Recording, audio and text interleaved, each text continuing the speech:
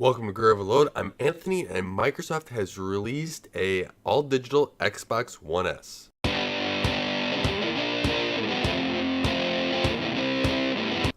Microsoft has now announced their diskless version of the Xbox One S, and so this version will not come with a Blu-ray slot at all. It's just going to be just a white case with none of that disc stuff that we need. So Microsoft's kind of going towards the PC model where a lot of PC gamers now only get their games from Steam, from GOG, game stores like that where you just download it.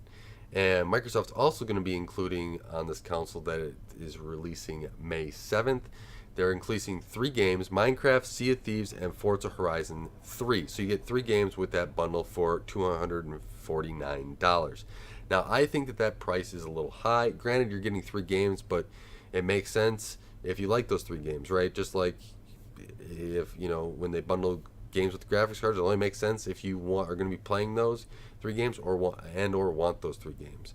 A lot of times this can be an extra value proposition, but overall, when you start looking around, and I just went over to Newegg real fast and just typed in Xbox One S consoles, and they showed up. I found one right off the bat underneath $249. It was all the way down to like 220 something, 214 actually, and that's a lot lower than 250 or 249. So to me, the price is still a little bit high. Yeah, you get those 3 games, but for something that I would consider, going after, I would say 199 to 179, someplace in there would be a great price for this console. Now that might be a little bit lower than what Microsoft wants to sell it for.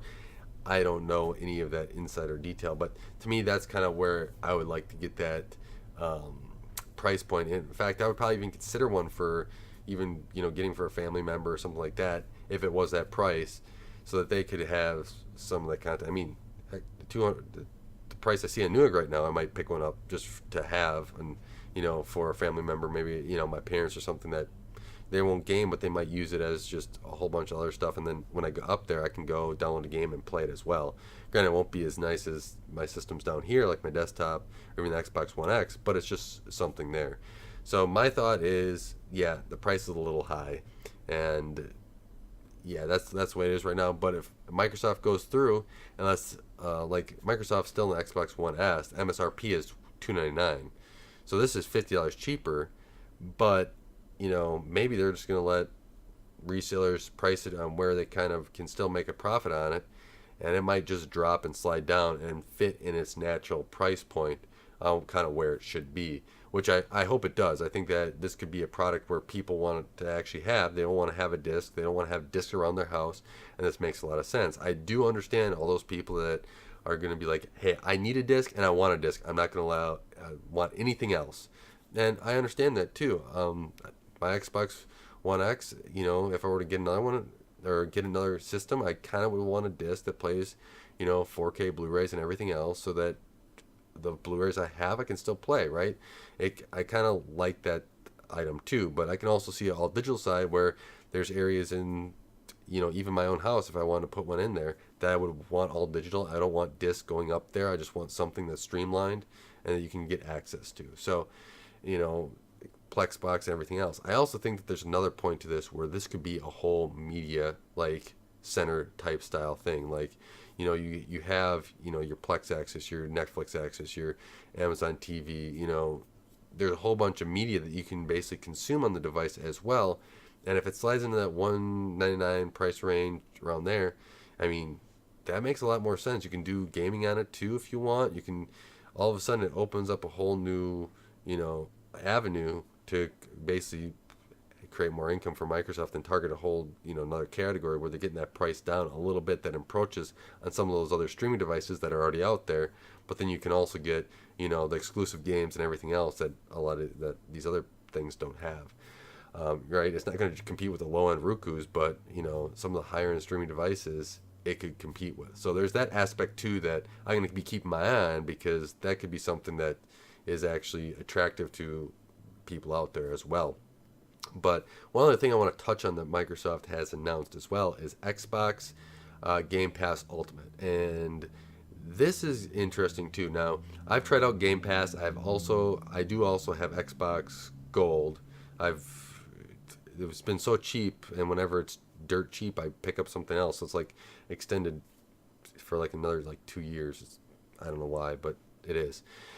And my thoughts on this is Microsoft is probably going to put a lot of discounts in it, maybe was what they're figuring, because all they really did is take Xbox Gold and Xbox Game Pass, put them together and charge.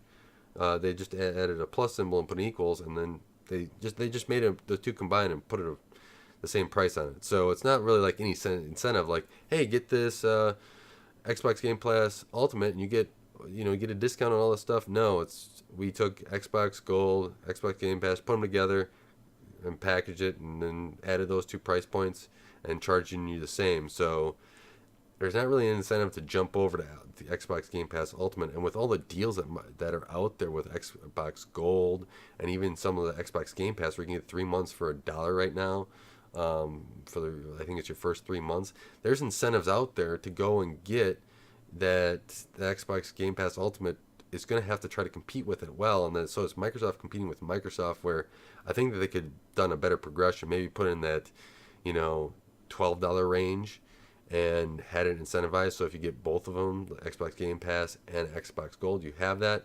The Xbox Game Pass, it seems to be expanding. You get all Microsoft's first party games, and there's a lot more games that are entering into that Game Pass that you have access to.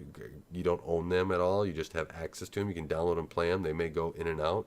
And then Xbox Gold is the whole online thing. Maybe even just combine that and just charge it for $10 and just say, hey, you get Xbox Game Pass and you get Xbox Gold for $10. Kind of configure that a little bit, Microsoft. Who knows? I think that there's a little bit more massaging there that Microsoft could do. So moral of the story of the video is I think prices are too high on both the digital Xbox One and the Xbox Game Pass Ultimate. So let me know what your thoughts are. Let me know if you think they're too expensive or they fit in line where they are, or what you would actually hope Microsoft would do with these products out there, the discless Xbox One S and the Xbox Game Pass. I'm hoping that they expand the Xbox Game Pass a little bit more and make it well known on PC and add in just a whole bunch of games in there and really make it something where, hey, if I were to get this, basically all the games that I wanted to play are in there. That'd be something really cool. That'd be something I'd be interested in.